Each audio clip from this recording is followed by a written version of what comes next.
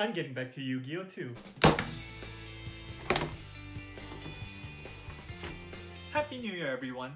2020 has just begun, and I hope you guys had a great Christmas and New Year's holiday. Before I get into this video, I just want to say a huge thank you to all of you viewers and subscribers who came out to support me from my first video. I really appreciate all of you guys so much. Welcome to episode 2 of my Back to Yu-Gi-Oh series. Once again, I hope you guys had a great Christmas and New Year's break. I spent my Christmas break going on a short road trip with my friends where we went up to Barrie, we rented out an Airbnb, and we basically spent our days just relaxing at home, watching movies together, doing a little bit of shopping. For us, it was more of a relaxation kind of trip where we were resting and recovering. When I was spending my days alone, I actually tested out a few new recipes. I hope they look delicious. Well, to me, I think they tasted really great. And I also gave myself a little bit of a treat over the Boxing Week sales. I saw that the legendary decks 1 and 2 were actually available on a pretty good price, so I got a box each just for the nostalgia's sake. I must say, as I was opening and unboxing the products, going through each of the deck's cards, I was really overcome by a huge wave of nostalgic feelings. I can't help but feel really thankful that Konami came out with such a product so that all of us can enjoy Yu-Gi-Oh, especially all of us where Yu-Gi-Oh was part of our childhoods, and they reprinted these products just in time for the Christmas holiday. I mean, I kind of bought mine after the Christmas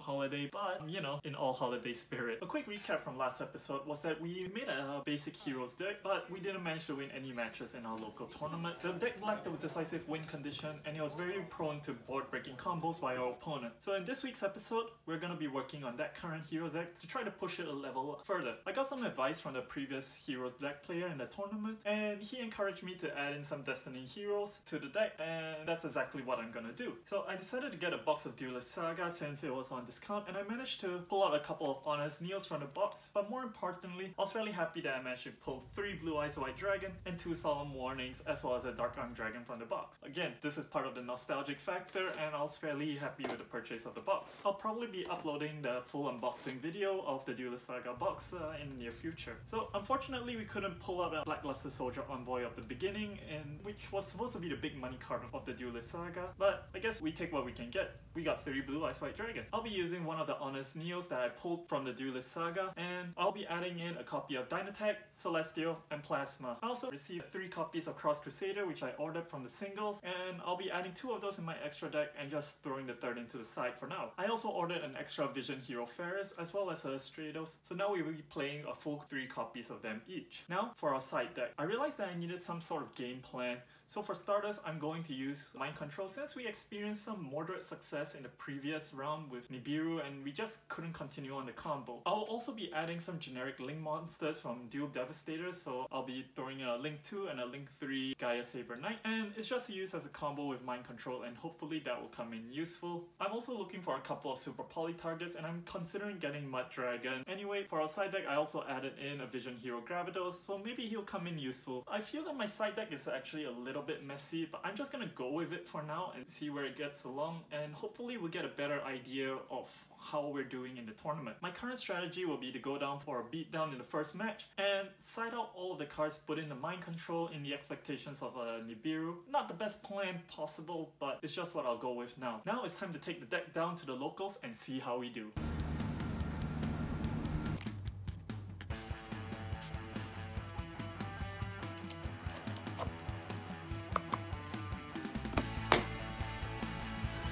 So I just got back down from my local OTS store, which is the Upper Hand down at Mississauga in South Commons Center, and it just so happened that the day that I went, that it was the owner Christian's birthday, and he was really excited and he just had to come down to the store, so I was really happy to see him.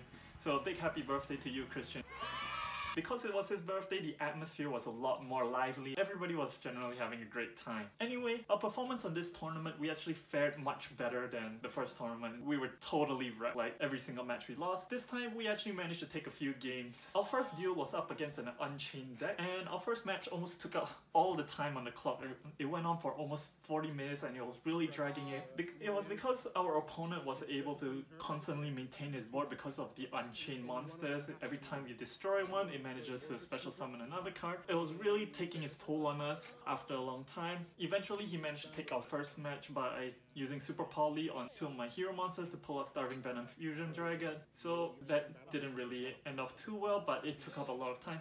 we realized that our next match we had to speed things up a little bit. I am thankful for him for going through all of the effects slowly, because I did mention that I'm not very familiar with all of the card effects, so I am very appreciative of that. In our next match, the good news is that we managed to pull a win on our second match thanks to our plasma. We went in for the game after negating his effects on the field and equipping his Magnite, which cleared his board and went in for the game. Now for our last match, my memory of it was a little bit hazy and I didn't manage to film it down. It was really stressful because we were literally trying to finish the game in less than 5 minutes. I started off second and had a good draw with Ash Blossom, so I managed to brick him using the Ash Blossom, and it just so happened that we got lucky he didn't have a very good hand. So I can't exactly remember how it went down, but I had a Stratos, Shadow Mist, and 2 mass changes, and probably a Plasma as well. I summoned out a Stratos to get a Ferris and used Shadow Mist effect to get out an Honest Neos, then Tribute Ferris for increase and special summon Vion.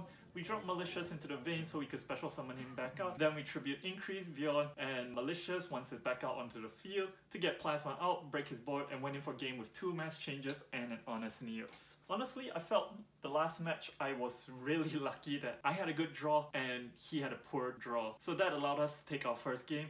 But it felt good to at least win 1 match in the tournament. That kind of gave me a little bit more encouragement that we're sort of going in the right direction. Our next match, it didn't go too well. We were up against Thunder Dragons, and if you remember in the last episode, we went against a Thunder Dragon deck, and yeah, it was brutal. The first round was really nightmarish against Colossus. He prevented us from doing any of our searches. It only allowed us to draw. I couldn't do a single thing because we also had a poor opening, and since we couldn't do any searching, the best I could do was to get Vion out, to drop Malicious in the grain, and then use Mass Change to get Anki out and try to beat down Colossus. But again, unfortunately, we couldn't get rid of Colossus because he could banish a Thunder Dragon to keep Colossus onto the field. Admittedly, I'm still not an expert player and I can only look forward to trying to improve and learn from this experience. I couldn't think of a solution on the spot. I really had to try to go for the beatdown method the best I could. I did my best to play around it, and against Colossus, I wish that I had Celestia in my grave so that I could banish him when I had 0 cards in my hand, so at least I can have 2 more draws. Game 2, we did play a little bit better because I think our opponent felt really bad because of how brutal it was in the first match. Eventually, he only had Titan on the field, so we could run a full combo to bring out our Plasma, equipped his Titan onto our Plasma, which left his field empty, and he conceded the match. Game 3 was rather short, and it was largely due to a misplay on my part. I actually had an opening with 2 Stratos, but I couldn't use their effects due to Impermanence. The misplay I had was that when Impermanence activated, I could have responded with a Mass Change to get Divine Wind out. So Impermanence will lose its target, and I still get to pull a hero monster out and get Divine Wind onto the field. Unfortunately, our opponent activated a Thunder Dragon effect, which triggered Titan's effect to pop my Divine Wind, so he was able to power through my remaining Stratos and go for a game. Match 3 was against Salaman's Great, and we lost both games miserably. I thought I'll have a chance to go for an OTK since I kinda knew how Salaman Greats played in the earlier episode when I was still learning Link Summoning, but our opponent opened up with Salaman Great Rage, which totally broke our board, and I must say our opponent is really well versed in the game as he negated my effects through technical aspects such as the different types of chain link. For example, at one point I attempted to try to use my Solemn Strike on his Heat Leo so that I could at least clear out his board and try to go in for an OTK, but he activated his Gazelle's effect on Chainlink 2 so that he protected his Heat Leo on Chainlink 1. I was pretty impressed with the play because I didn't know that Chainlink responses could actually be used to defend your board in such a manner. I always thought that cards needed to be used directly. This was the kind of technical aspect which I'm hoping to learn more of, and I guess it'll take a little bit more time of playing around to get to know the effects better. Basically, his deck prevented me from setting up my board, and instead of just feeling that it was plainly the card's effect, I really felt that he knew what he was doing, and that's what resulted in both of my losses.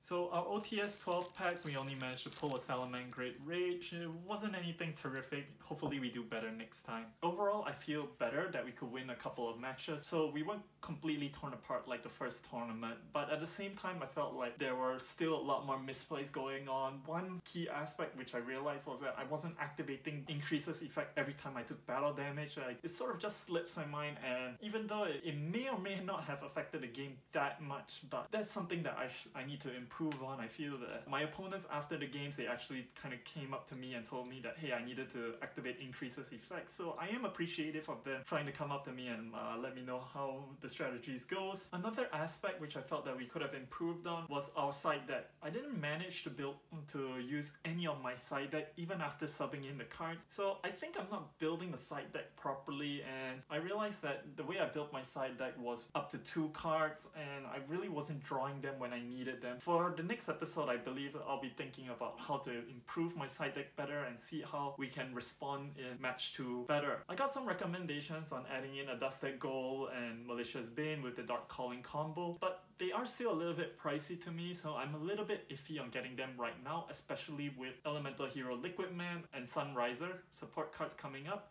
So I feel like I'm gonna hold off to the evil heroes until Liquid Man comes out, and then we're gonna see how we're gonna manage it from there. So anyway, that's about it for this video. Give this video a like and share it with your friends if you guys enjoyed it, and subscribe to my channel if you guys want to see more episodes. I really appreciate all of your support out there, and I'll see you guys in the next episode.